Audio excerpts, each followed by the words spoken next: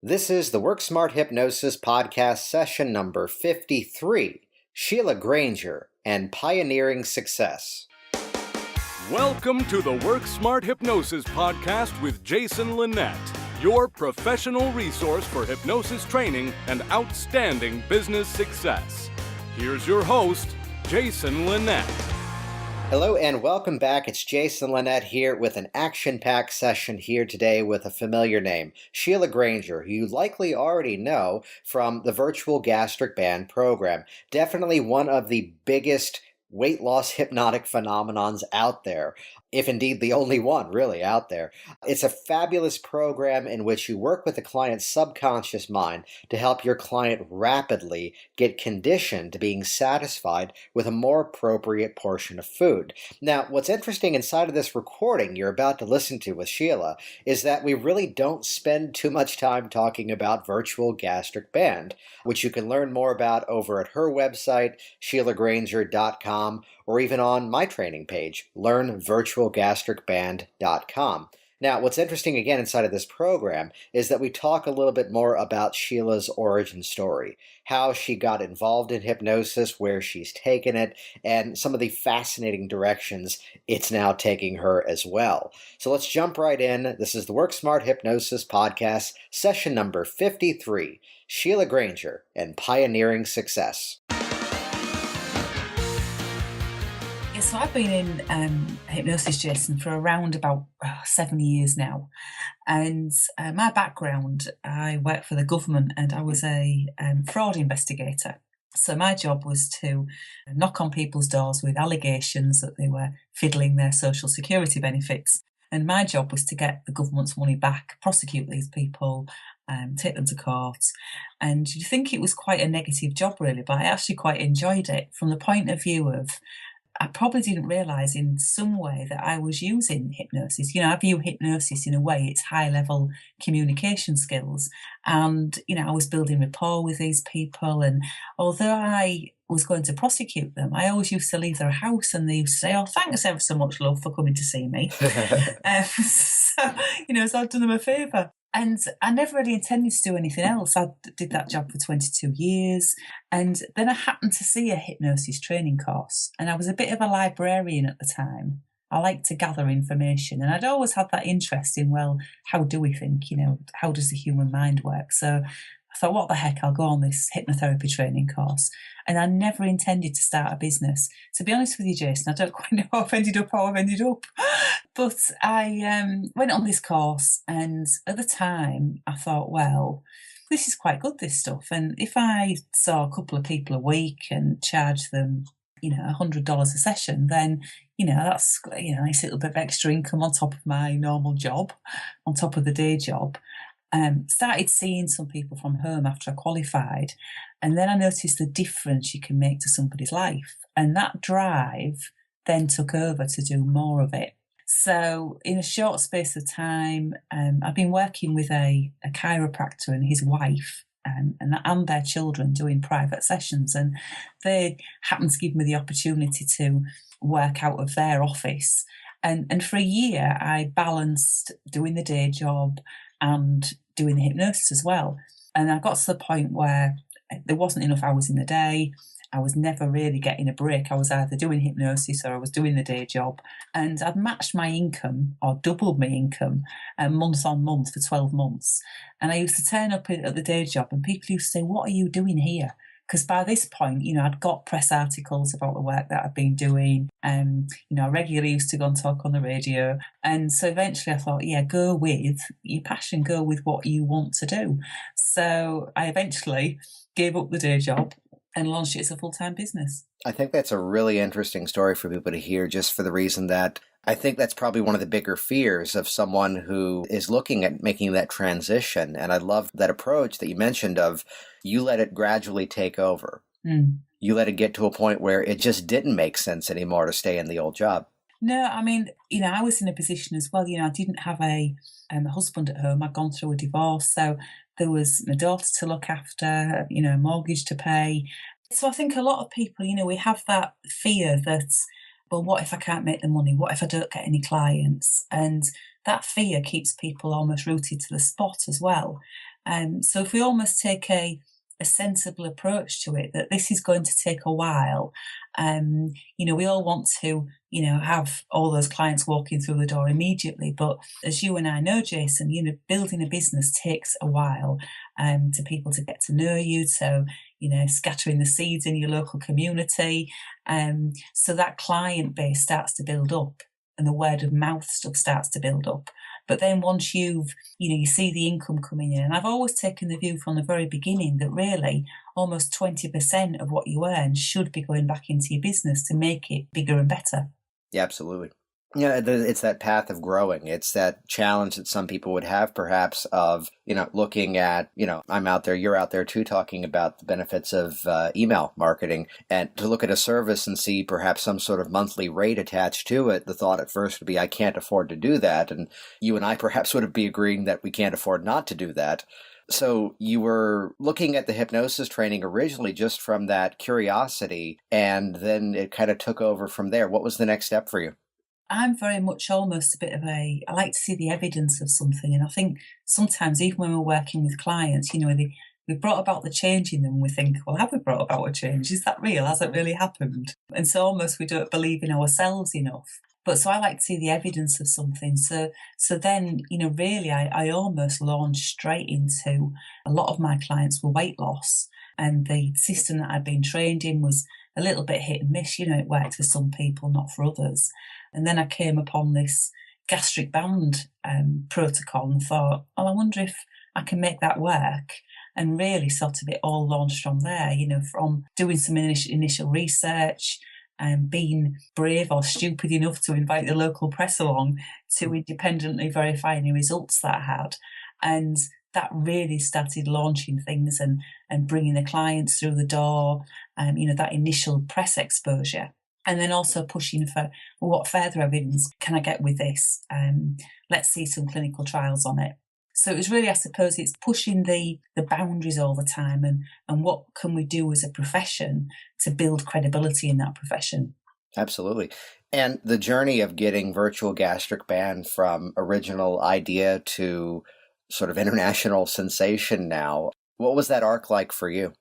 I mean, I look back at it now, Jason, and I almost, well, in a way, I don't look back because I'm always working on the next thing. And people sometimes say, you've done really well. How have you even started? Now do you manage all of that? And it still comes from that, I suppose you've got to have an inner drive that you want to make a difference. And now that making a difference comes not just from the clients, but, my clients and now other hypnotherapists as well. How do they build a business? How do they start off? What support do they need with that? Because, I always think, well, there isn't really anything special about me. I'm not the best hypnotist in the world or anything like that. I've just been brave enough to start pushing the boundaries and putting myself out there. And the original sort of gastric band work, I read a newspaper article, some people in Spain called the Shirans, and they claim to have come up with this concept of a gastric mind band. And I just read a newspaper article on it. I thought, well, what can I do with that? And is that possible? And can I make it work? And really devise my own program around that concept. Tried it, tested it, altered things until I got something that, yes, this really seems to work with people.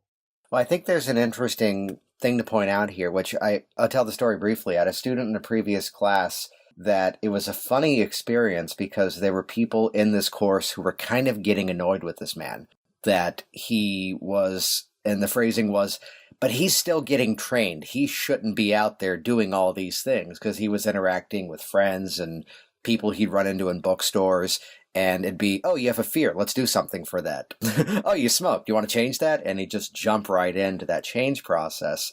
And it was an interesting dynamic because the fellow students were getting annoyed by this. And I was the one, of course, getting excited about this. And there's something to be said about in the early days, I think, just not knowing enough to be fearful, not knowing enough to, quote, know better. Yeah. So I think you've got an interesting story, though, about jumping into kind of a hypnobirthing opportunity, right? Yeah, I mean, it's almost like a marketing stream for me, really, when I look back at it, but I probably didn't realise that's what I was doing at the time. My very first one before the hypnobirthing was, I'd only been qualified for probably about 2 weeks. And I was one of those people who actually didn't do that much practice while I was doing the training course. I didn't really get myself out there. I did a few sessions with family and friends, and that was about it. But I'd got this qualification, and on the front page of my local newspaper was a plea for help. And it was a lady who had hiccuped for 5.5 years continuously. So I rang the paper up and said, I'm a hypnotherapist and I might be able to help that lady. So if you'd like to offer a complimentary session, she just needs to ring me up, and I gave my details.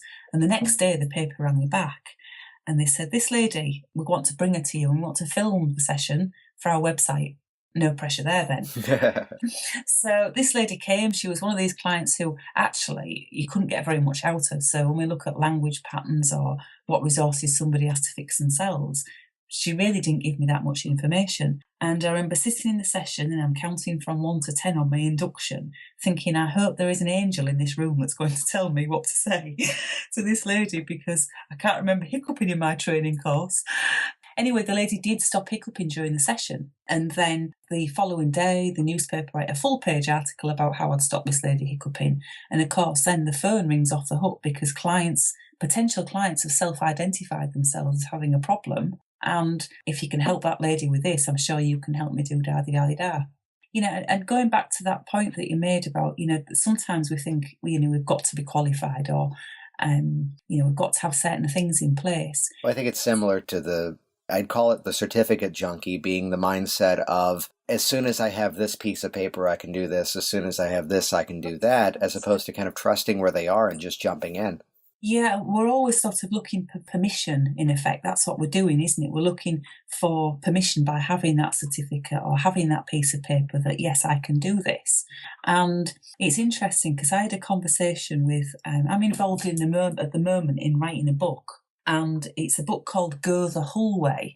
And Hull, which is my closest city, has won City of Culture 2017.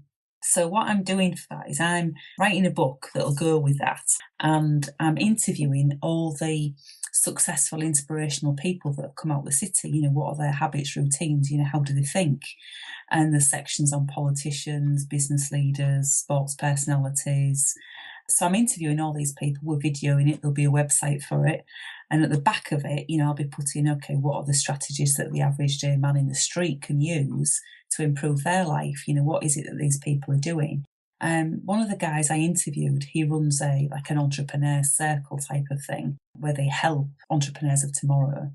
And he said, I say to a colleague, the real entrepreneurs won't be in this group. Because the people in this group are asking permission to go and do something. And he said, you're not asking permission to go and write this book, you're just doing it. But really, again, it's a great, hopefully, it's a great marketing tool. Because what I'm really doing is connecting with all these people. So, the business leaders who need stress management in their organisation, who are they going to know about? They're going to know about me. The sports people, when they need psychological skills training for their sports, who is it that they know about? So, it's going to be, hopefully, it's a great profile raise. It's really interesting doing it. But one thing that comes out of that book is that all of these people that I've interviewed, and none of them were born sort of what we call in England with a silver spoon in their mouth. So none of them have come from a background of, or a moneyed background. They've all built whatever they've built from absolutely nothing. They've had absolutely nothing and they've built, some of them, fantastic businesses, and they've done it sort of completely on their own back. But they all had a passion for making a difference to something. And they ran with that passion and the rest came as a result of it. There's something that you hit on there that I want to highlight here, which was that when we look at getting started at something, to look at it from that position of, marketing the hypnosis, though what you did there was that you're writing this book for this local project and it becomes a marketing stream for you. But what it does is it actually positions the hypnosis, perhaps to use our language, as a bit of a presupposition. That Sheila Granger is writing this book, she's a hypnotherapist, and it's moving on to the next phase, which in many ways folds in the hypnosis as an assumed that this is just what you do, and you're this professional in your local community. Similar, I know that you also talk about the value of business networking, like a BNI, a Business Networking International, to which my mindset when I was doing that was, I'm there to represent what I care about professionally, and by accident, that's going to bring me a lot of clients. Yeah, I mean, I'm a big business networker, and, all the people, for this book that I want to get to, I'm getting to them all through business networking. So I go to, might say, a BNI group, and it's every Thursday morning, horrendous time in the morning. And, I think about who would be good for this book. And I stand up and I say, good morning, everybody. My name is Sheila Granger. I'm a professional clinical hypnotherapist. This week I'm looking for your help for a personal introduction to, and I name the person, because people know people. So, I'm getting, say, every single one of them through business networking, or the person that I'm interviewing is getting me the next person, because I'll say to them, who else do you think ought to be in this book? And, do you know them? I mean, my cell phone now, Jason, it's just full of, really, really good really good influential people and contacts. I think, oh, who shall I ring today? Nice. Well, I stole a strategy one time from a past client, which was that she was a high-powered real estate person locally. And when you visited here, what was it, when we drove by the White House, it was that did take an hour to drive 10 miles. There's so much traffic in this area that she invented a game called Business Networking Traffic Russian Roulette, which was that, the side note here, of course, with the Bluetooth headset in place, she'd open up her phone and just randomly scroll through all the contacts and then stop it. And then from that screen that would display 7 or 8 people, go, oh, I haven't talked to Sheila in a while, and just randomly call the person. And I have to admit, I've used that in the past. And whether it's been a past client that I reconnected with that just, hey, checking in to see how well things are going for you, or even some sort of business contact or even fellow hypnotist, it's actually traditionally resulted in either a really good conversation or helped to ignite some sort of new project or new connection. Yeah, and that's it, isn't it, Jason? That a lot of the time we forget about our existing network. Sort of, when, say, somebody starts off new in the hypnotherapy profession, they think, oh, I've got to get the next customer or the next customer. How do I do that? And, they think, oh, I don't know if I can afford a expensive business networking group yet. But people forget about their existing networking and keeping in touch with those people and having, regular sort of just chats with those people, because it is where ideas come from and where one thing almost leads to the next. Absolutely. So let's kind of switch gears for a moment. And I always like to ask this question. Someone comes into your office, someone is there because they are there for change, whether it's weight loss, whether it's anything else. Kind of describe perhaps the feeling you want that client leaving your office with, the experience, if you can kind of characterize what your goals are of that initial meeting. I mean, the goals, obviously, I'd invite people to a complimentary consultation. And that's the whole theory behind my marketing, is really to get somebody sitting in front of me or in front of one of my therapists, if you like, because I tend to get other people to see clients now, so I can be freed up to sort of work on some bigger projects. So unless it's a really interesting case that I want to do myself, then I would, get somebody else to do it. But the whole goal is to let that person leave thinking, yes, this person can really help me. I know it's going to work. So, on the walls, on my clinic walls, I have, lots and lots of frame testimonials, before and after pictures. And that's actually what apart from me, that's what they're looking at on that wall. So everything is sort of framed, if you like, for success. It's a massive rapport building exercise. And then, the whole idea of that is they're then going to be converted into somebody who then buys a program. I don't sell single sessions because, it's a bit of a flawed business model, really, in that we've then got to go and find the next customer. And apart from maybe smoking cessation, a lot of things can be sold as a program. So if we package as programs, people are actually maybe buying 4 sessions from us up front, and they're not questioning on price as much. rather, they're not looking at an hourly rate. So, I'd give that client opportunity to explain what their issue is. I'd explain what hypnosis is, what it is, and I do that in sort of a bit of a funny way, really, so it makes them laugh. And so the other thing with that as well is that when they're coming back for their first session, they're extremely relaxed. They think, I know this person, I like her, she's made me feel really comfortable, I haven't got anything to worry about. And the other thing as well is by dropping positive suggestion all the time, because the client is taking on board everything you're saying from the point that you talk to them on the telephone, from the moment they walk into your office to the moment they walk out of it. So I think we've got to be very careful about, the words that we use and how we are putting ourselves across in that initial meet. Well, it's that experience that everything about the experience is hypnosis. Everything that's going on is the hypnotic process. Yeah. I mean, what happens in your chair is really just the icing on the cake. Right. Yeah. So let me ask you this then. So we're looking at how people learn hypnosis. If you could rewind things back, what would you have done differently as you were getting started? I think from a much earlier stage, I would have looked to learn the business side of things. Like most therapists, we haven't left school thinking, I think I want to be a hypnotherapist when I leave college. We've all had a normal, most of us have had a normal day job, if you like, and not come from a business background or the point of view of, how do you run a business or set that up.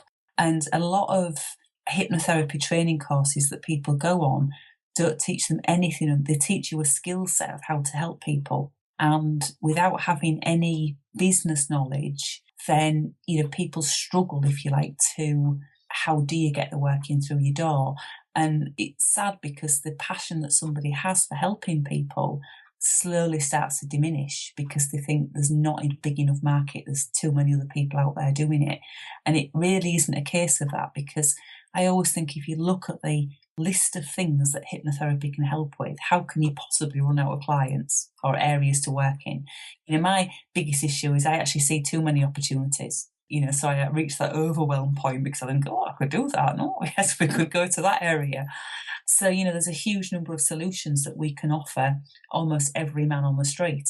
So, from my hypnotherapy training, I would have liked to have seen more ways of, how do you actually package sessions for clients? And also from the business point of view, how do you really start off? What are the things you should be doing? And connecting with other like-minded people and keeping that connection. And that's not necessarily from Facebook groups, because I think some of the Facebook groups can actually put you off a little bit. You sort of think, these people are doing great stuff, or, they're not really sharing information. So, it's mixing with like-minded people. Yeah, so building that network for success, but then also putting it all together in terms of how to actually offer that service to the public. Yeah. No, I agree with you. I've said that saturation is strength. To be in an area where there's other people working actually helps to increase the validity of it. Someone who's looking at hypnosis and they can see one option, it's the question of, do I do this, yes or no? And if they've got multiple options to choose from, then it becomes, which one do I go to? And it makes it a much better decision point. Though from the position that there's so many different issues that we can help with, there are so many categories that aren't necessarily, quote, solving a problem. There's working with clients that are in that good to great format. We're not quite yet at that place where there's enough hypnotists out there to help the number of people out there who can benefit from the service. No. And the key thing is, it's like, it's not selling hypnosis. I sell a solution to a problem. So, recently the things that I'm sort of involved in is stress management in the workplace. So I've been asked to go and work for a big corporate employer with 2,000 employees, offering a one-to-one service 1 or 2 days a week for those employees. So, I give presentations to HR managers to, why they are not doing enough for their employees, but going at it from their angle, their legal duties, their moral duties, and the cost implication of this, of negligence claims. And so talking the language that they understand, and why, if perhaps they've got in-house employee service, that employees don't trust that. They just think, if I'm off with stress, that's just, if you're sending me to an in-house employee service, or, something that's linked to the business, they feel that that's a stick to beat them with, not a solution or a way of helping them. So I look at organisations and, bringing about a cultural change as well. So it's looking at things from that perspective. I'm also involved in a network marketing company who they sell beauty products, and they are all salespeople. They want to know how to sell better and how to perform at the best in those situations. So I'm doing work with them as well, with a view to that being a product that's expanded out to that group of people. So it's all very diverse. I still do a lot of work in schools. I've got school contracts. So, you'd sort of think, well, how do all those things fit together? They're all totally different areas. But we could literally, in the hypnosis world, we can have multiple businesses. And that's in effect what I have, I suppose, is multiple businesses. Which at its core, it still becomes a similar message of helping people navigate from a place of challenge to a place of solution. Yeah, absolutely. I think, when we first train, we want to go out and say, oh, yes, I'm a hypnotist. I can, and it's a bit like the ego kicks in, but it's taking a step back from that and thinking, what is it I'm actually offering? Who is my audience? Absolutely. So tell me about this refresher course you've got coming up. Yeah, so I've got a refresher course coming up in London. A lot of therapists that I've sort of come across on my travels, they're lacking confidence a bit. Maybe their initial training didn't cover how to package programs or, all the different tools and strategies within your hypnosis training. How do you put that together in real life?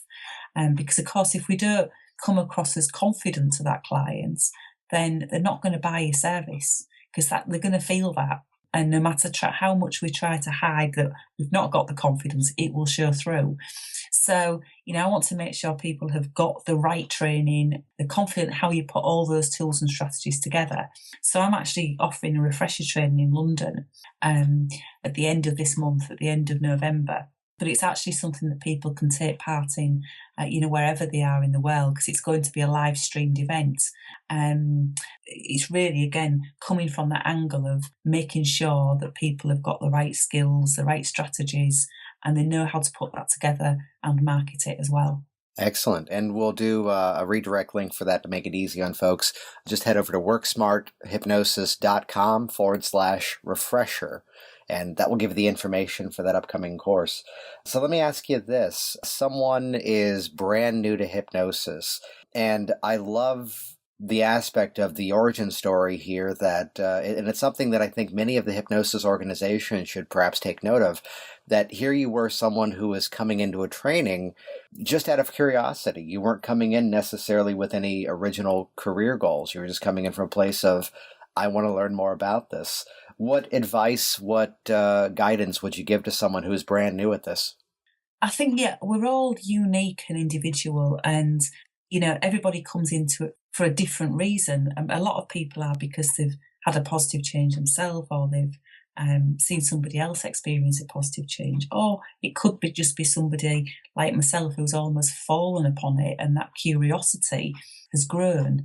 A natural hypnotherapy training course offers a huge amount of personal development anyway, because I know myself that if I'd known what I know now, how the human mind works, and I'd probably have used mine in a much better direction many years before I actually did. A lot of people, in fact, I had a conversation last night. We have a little, it's called the Law of Attraction group, but it's really a little mini mastermind, and it's just a few friends, and we get together once a month and we help each other out with sort of business stuff, but it's also life stuff as well. What is it that you really want in life, and how can we help people get there? And we just meet up once a month. And, one of the guys, actually an author, is a poet, and I haven't known him very long. He said, listening to your story, it's almost as though, when you were freed up from the day job, you suddenly decided to start launching these massive rockets. You didn't do things gradually. You just thought, right, now I'm going to launch that rocket as well, and really sort of set things off in every area of your life. And I think it has got to be a gradual thing when we're doing that course, that we learn the skills ourselves, we live and breathe that, and then we see how we can help others with it.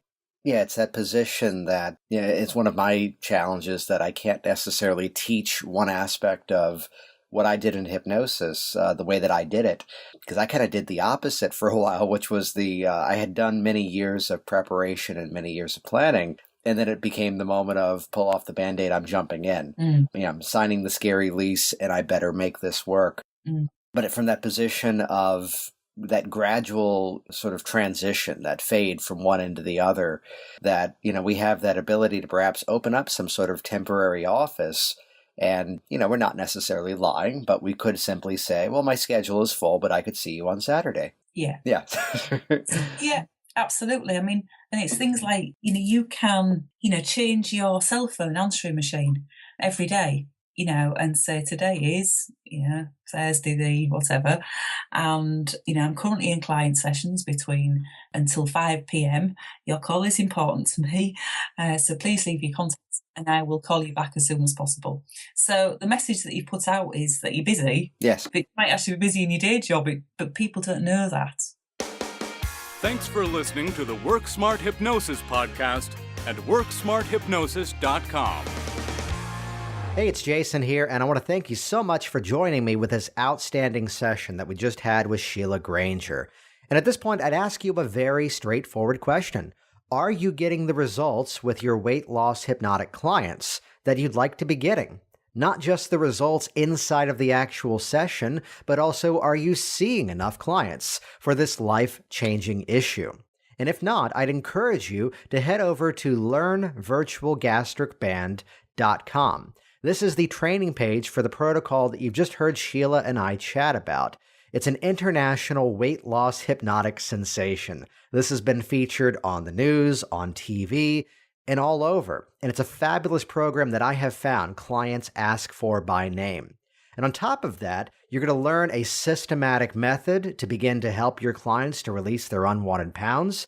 And on top of that, you're also going to get in a business-in-a-box format the methods, the strategies to bring this out to your local community, get some great results with your clients, and see your income coming in as well. So head over to learnvirtualgastricband.com.